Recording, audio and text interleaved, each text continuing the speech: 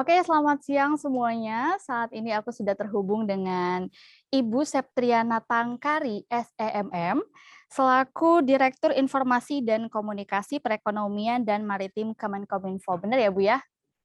Benar sekali Mbak Nisa. Baik. Mungkin sebelum mulai Ibu mau ada perkenalan dulu, Bu? Ya, baik, terima kasih banyak. Ini menyapanya teman-teman atau apa nih? Ada tagline-nya untuk mahasiswa? Boleh Sobat Unila, Bu. Sobat Unila. Oh ya, baik. Untuk teman-teman Sobat Unila, Tabi pun Ya, selamat siang, salam sehat semua. Jadi perkenalkan hari ini saya ditemani oleh Mbak Mita, Mbak Paramita ya. Jadi untuk kita ngobrol-ngobrol bareng, saling berbagi ilmu dalam rangka peringatan Dies Natalis kali 56 ya Universitas Unila.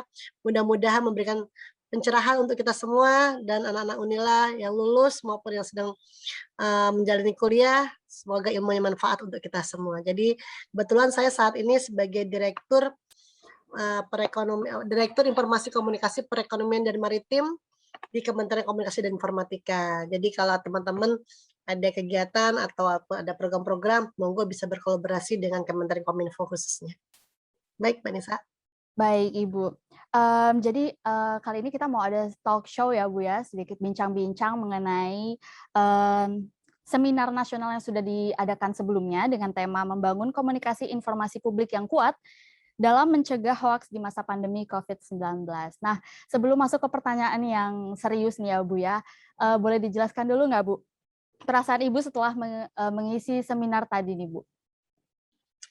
Yang pastinya Mbak Nisa perasaan bangga ya sebagai orang yang lulusan dari Unila, alma mater, terus tuh bisa bergabung, bisa sharing ilmu, berkolaborasi dengan teman-teman Unila khususnya maupun teman-teman seluruh Indonesia, penjuru Indonesia yang memang kegiatan ini didukung oleh Bapak Ibu Rektor yang tergabung dalam penguatan karakter bangsa. Jadi saya melihat bahwa ini adalah suatu program yang sangat baik, bagaimana kita bisa memberikan suatu dampak yang besar dengan judul yang seminar yang sangat bagus, membangun komunikasi informasi publik yang kuat dalam mencegah hoax di masa pandemi.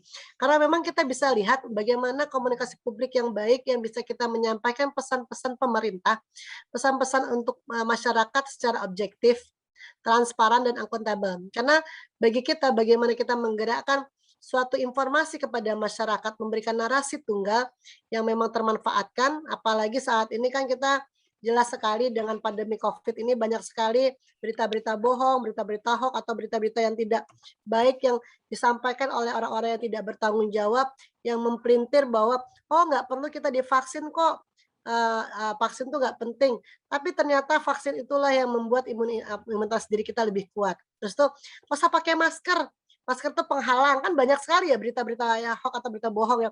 Tapi saya rasa dengan adanya pakai masker itulah kita menjaga diri kita, menjaga imunitas diri kita, dan menjaga keluarga kita. Karena maskermu untukmu, maskerku untukku. Karena di salah satu masker itu pun sudah bisa melindungi diri kita. Jadi harapan kita pada hari ini dengan tagline membangun komunikasi publik untuk sahabat Unila ini bisa memberikan dampak yang cukup besar dalam hal kita menggunakan memberikan informasi-informasi yang benar, informasi akurat yang bisa bermanfaat untuk seluruh masyarakat Indonesia khususnya begitu Mbak Mita. Oke, baik, Bu. Lalu, sebenarnya sejauh mana sih sudah sosialisasi Kominfo, dalam mengatasi hoaks di masa pandemi yang sangat, luar biasa ya, Bu, banyak ya, Bu? Jadi, untuk itu kami punya suatu alat pengais ya, Mbak, ya. Jadi mesin pengais namanya mesin ais. Nah, mesin pengais ini adalah di mana kita, mengais konten-konten negatif, konten-konten yang kurang baik yang memang konten-konten yang dibuat oleh masyarakat atau orang-orang yang memang tidak bertanggung jawab, terhadap apa namanya, eee berita-berita bohong yang ada. Nah, untuk itulah kenapa kita membuat suatu jaringan khusus yang memang di sini kita ada GPR. Jadi apa, Presiden menunjuk Kementerian Komunikasi dan Informatika sebagai GPR, Government Public Relation. Artinya di mana tusi daripada GPR ini adalah memberikan pesan-pesan khusus kepada pemerintah, baik itu program-program yang unggulan maupun program-program prioritas yang memang harus disampaikan. Kemudian memberikan literasi atau edukasi kepada publik. Harapan kita dengan melaksanakan edukasi dan pendampingan kepada publik akan memberikan dampak yang cukup besar kepada publik juga untuk mengetahui konten-konten yang benar. Kemudian juga mengkampanyekan program-program prioritas pemerintah. Dengan adanya mengkampanyekan program-program pemerintah, artinya masyarakat Indonesia itu tahu apa yang dilakukan oleh pemerintah. Contohnya bantuan bantuan kepada masyarakat atau Banpres, bantuan presiden terkait dengan untuk UMKM, bantuan presiden terkait untuk masyarakat kecil, kemudian bantuan presiden terkait untuk kesehatan, artinya yang paling ada adalah bantuan untuk bagi para tenaga kerja yang mendapatkan pemberhentian kerja, itu juga ada bantuannya. Jadi banyak sekali yang bisa dilakukan yang sebenarnya program-program pemerintah yang bisa diberikan oleh pemerintah kepada masyarakat, namun kadang-kadang informasi itu yang diprintir oleh orang-orang yang tidak bertanggung jawab. Kemudian melakukan kontra narasi, harapan kita dengan kontra narasi berita-berita yang tidak benar itu kita laksanakan untuk mengcounter, artinya memberikan informasi yang benar, menyampaikan informasi yang benar, menyampaikan narasi yang benar, baik data dan informasi. Nah, ini sangat besar sekali untuk kita, yaitu kita bisa berkolaborasi dengan seluruh teman-teman dari organisasi, kementerian, lembaga, dan lembaga pusat ataupun daerah, kemudian organisasi, riset, kantor, dan yang lainnya.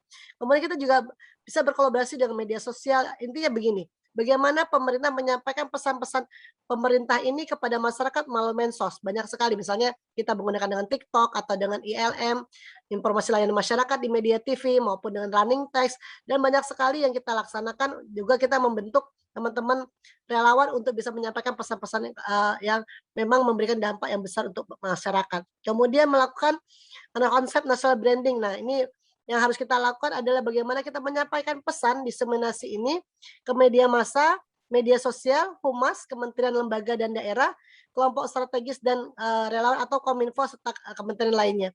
Nah, jadi kita juga melaksanakan kegiatan ini untuk menyampaikan branding program-program nasional. Contohnya program pariwisata atau 5 destinasi wisata super prioritas. Nah, ini kan harus kita ketahui.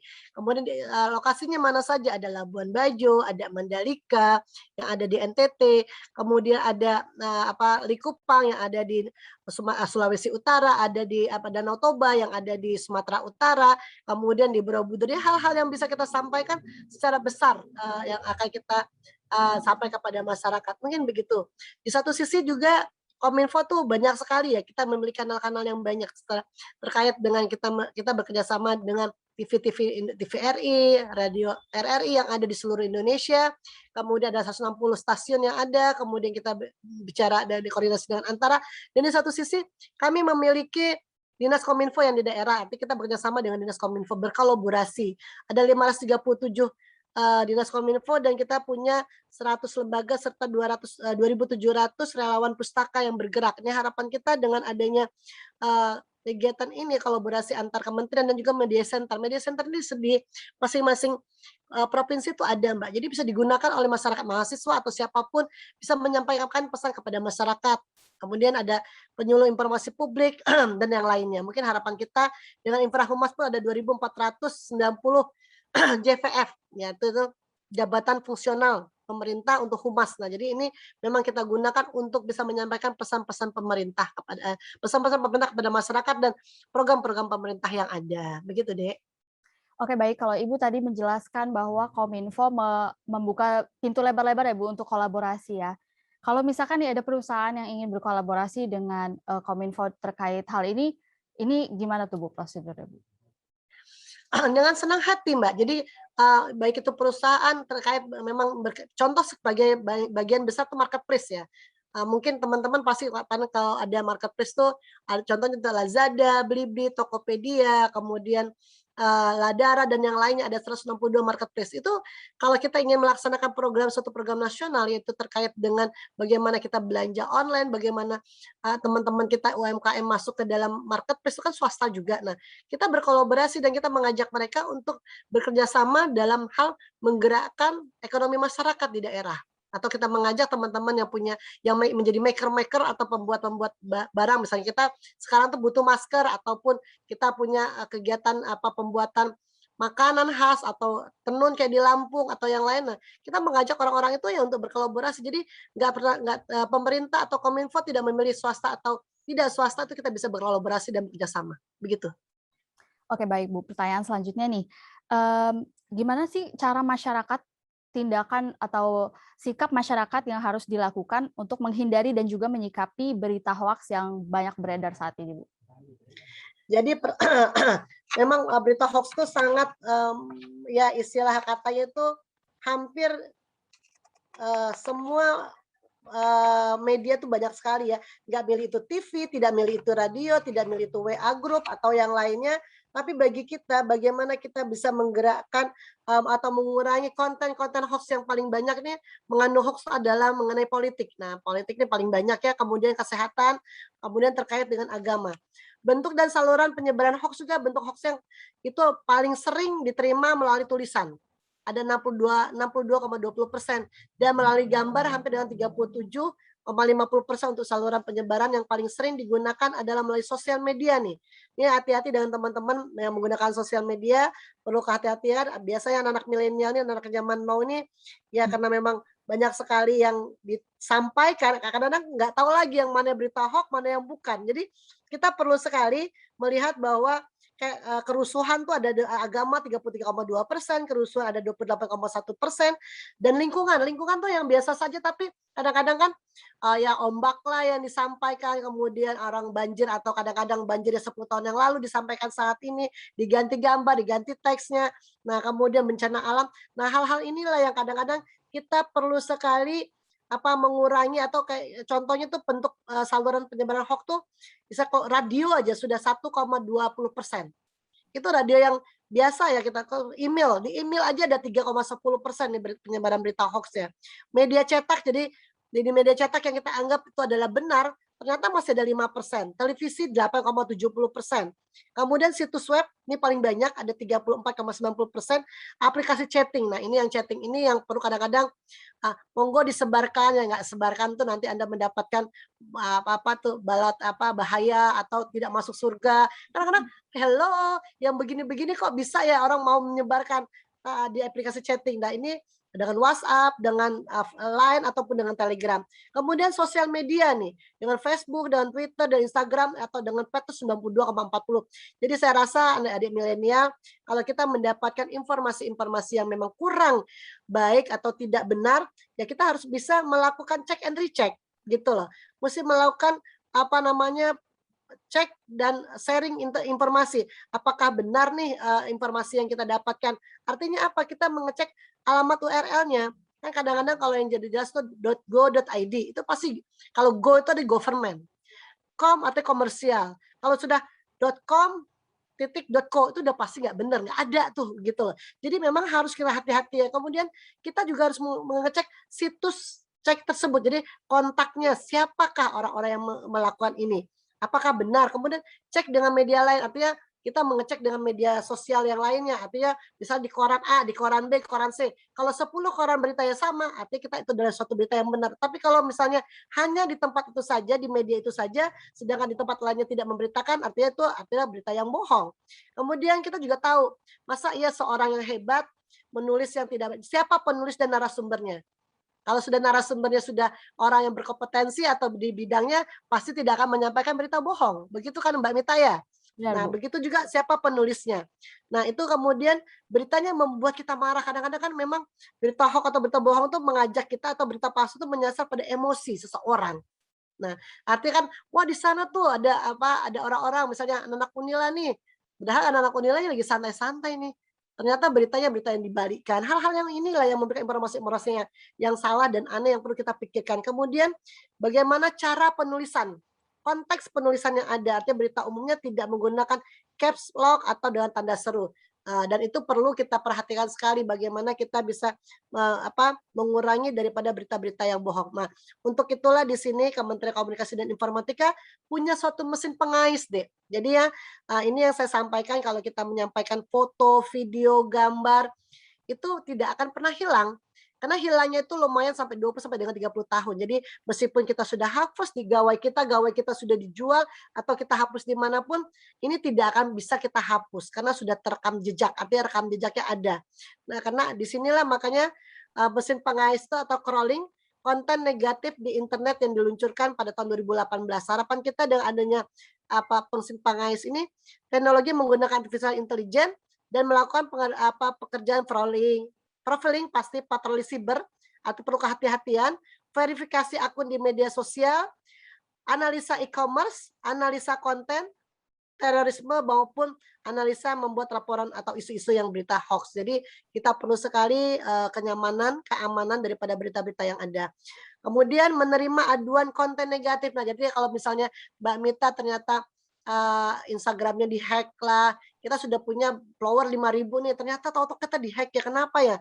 Nah, ini ada aduan konten, Mbak, jangan ragu-ragu, bisa datang, bisa menulis kepada aduankonten.kominfo.go.id. Nah, ini sudah ada tempatnya. Kemudian ini adalah suatu tempat kita yang bisa kita sampaikan, karena berita bohong tuh kadang-kadang sering aneh-aneh aja. Jadi contoh, ada mengunyah cengkeh atau kayu manis dapat meningkatkan kadar oksigen yang sedang menurun. Ini kan berita yang kalau kita pikir, oh jadi kalau kita makan kayu manis ataupun kita juga mengunyah cengkeh, ini oksigen kita bisa banyak nih di otak. Nah, apakah iya? Nah, hal-hal yang begini jadi perlu penelitian dan bukti ilmiah yang menunjukkan bahwa cengkeh dan kayu manis dapat meningkatkan oksigen darah atau meredakan gangguan pernapasan. Hal ini pasti disinformasi. Kenapa? Kan kalau oksigen itu adalah kalau kita berolahraga, bergerak, kemudian dengan hal-hal yang kita lakukan, kemudian itu juga kita dalam keadaan sehat, nah itu bisa menggunakan kebaikan. Itu hal yang kemudian kita juga lihat WHO pergoki vaksin COVID-19. Nah, ini jelas palsu. Nah, ini apa iya gitu loh di Uganda dan di ada di Uganda dan India, dan nggak mungkin ya orang akan menyuntikkan dengan vaksin yang palsu karena vaksin itu adalah mesti ada persetujuan dari WHO. Nah, hal-hal yang sederhana kalau memang kita nggak paham benar, kadang-kadang kita terjebak dengan isu-isu berita-berita bohong ini dan kita mengirim langsung nih ke sahabat kita, ke teman kita atau kepada saudara kita. Ini yang perlu kita lihat. Dan satu lagi yang perlu Ibu ingatkan, hati-hati karena saat ini kan kita sudah punya undang-undang informasi transaksi elektronik.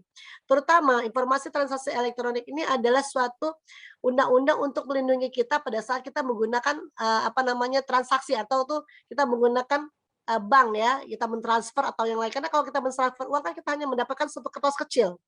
Apakah kertas itu kecil itu kertas transferan ya Mbak Mita ya?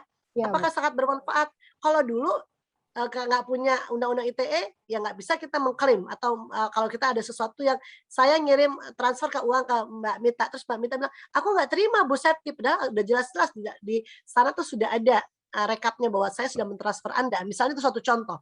Tapi dengan undang-undang ITE ini, kertas secari kertas ini bisa menyampaikan bahwa ini sudah tersimpan, bahwa Anda sudah menerima. Dan ini adalah kehati-hatian kita dalam hal melakukan informasi transaksi elektronik. Nah, itulah yang harus kita lihat. Kemudian juga dengan informasi transaksi elektronik tahun 2016 dan diperbaharui pada 2009 dan diperbaharui Undang-Undang Nomor 19 tahun 2016. Artinya perubahan tentang Undang-Undang Informasi Transaksi Elektronik. Nah, ini perlu kita perhatikan karena di situ ya jangan kita mengirimkan berita bohong, kemudian berita yang perjudian, kemudian radikalisme, itu ada pasalnya, yaitu pasal 27, 28, 29, dan itu pasti ada sudah jelas gitu loh, kita mendapatkan pidana. Nah, kalau emang itu biasanya pidana 1 tahun dan denda 1 miliar. Jadi untuk apa kita menyebarkan berita-berita bohong yang akan menjerat diri kita sendiri, mungkin begitu.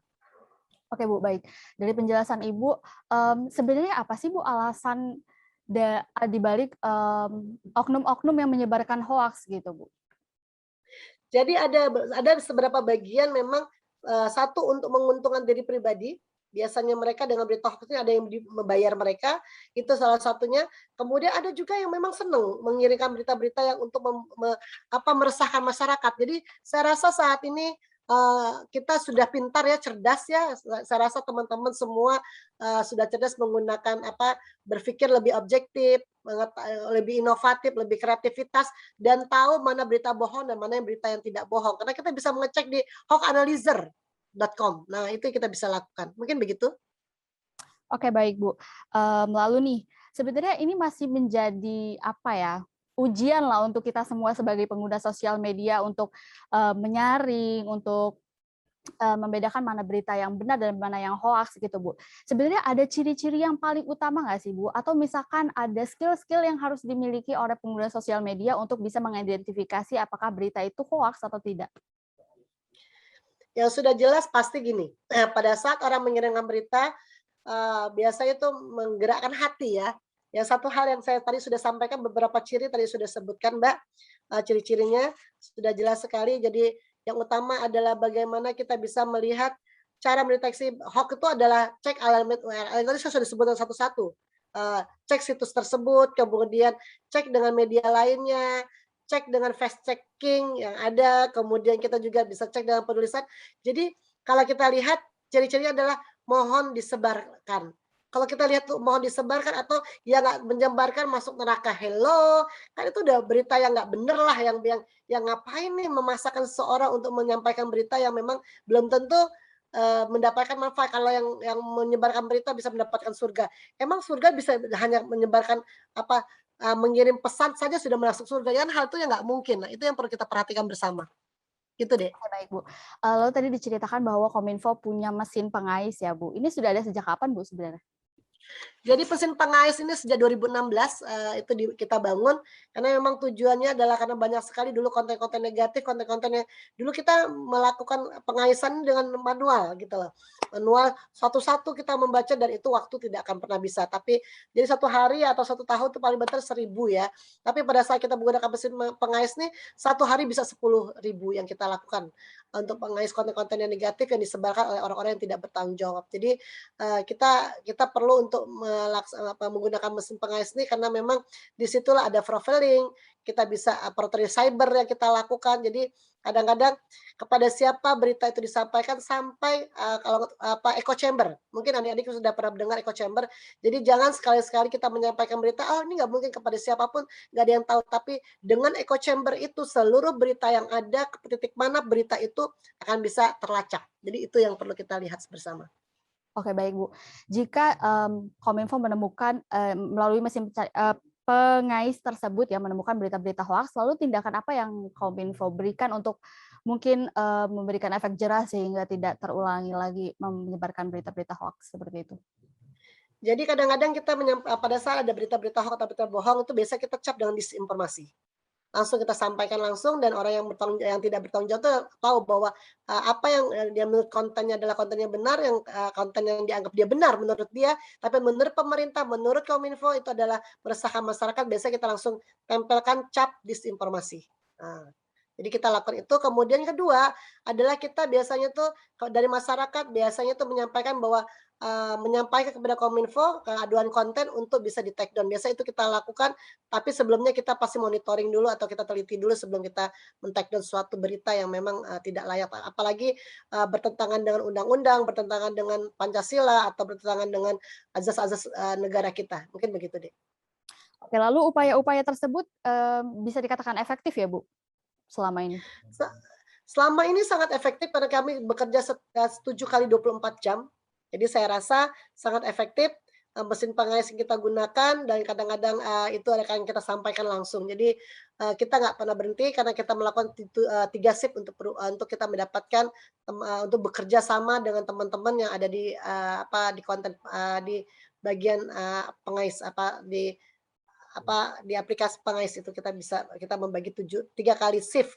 Jadi 7 kali 24 jam itu tetap hidup. Jadi saya rasa ini adalah suatu hal yang harus bisa ditanamkan kepada diri kita atau kepada masyarakat bahwa jangan sekali-sekali menyebar konten-konten negatif karena dimanapun dan kapanpun itu akan diketahui dari siapa dan sampai kemana pengirimannya. Misalnya, dikirim dari sini terus tahu-tahu diterima sama orang yang ada di Lubuk Linggau yang nggak tahu di mana tempatnya atau di pulau terpencil sekalipun akan kita tahu. Jadi itu perlu kehati-hatian kita saat ini. Mungkin begitu, Dek.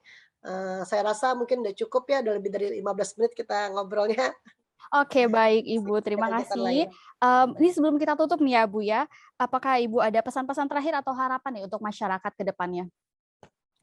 Ya, harapan saya kepada seluruh masyarakat atau teman-teman adik-adik Unila yang saya cintai, saat ini Tunjukkanlah bahwa kita adalah orang-orang Indonesia yang mampu berdiri dan memberikan berita yang terbaik, konsep yang benar, objektif yang kita sampaikan berita-berita kepada publik, jangan kita menyebarkan berita bohong, terutama adalah sharing sebelum sharing. Jadi kita mesti sharing dulu nih beritanya, baru kita share kepada orang-orang. Jadi perlu kehati-hatian kita untuk bisa memberikan berita kepada orang lain dan ini adalah suatu hal yang perlu penanganan khusus pada diri kita, jangan hanya dengan kecepatan tangan kita, satu jari kita malah mencelakakan diri kita. Mungkin itu saja, terima kasih banyak. Salam, sahabat Unila semua, sukses selalu untuk teman-teman semua dan selamat inaugurasi untuk saudara-saudara kita yang hari ini khususnya untuk teman-teman, Unila, Universitas Lampung yang memperingati Dies Natalis ke-56. Selamat dan sukses selalu, semoga seluruh ilmu yang kita dapatkan dari Unila bisa kita manfaatkan untuk masyarakat Indonesia khususnya dan untuk diri kita pribadi pada umumnya. Terima kasih, salam sehat selalu dan salam sukses untuk kita semua. Oke, baik. Terima kasih Ibu atas ilmunya dan juga waktunya. Itu tadi talk show dengan Ibu Septriana Tangkari. Sampai jumpa. Sampai jumpa, Mbak, makasih. Terima kasih, Ibu.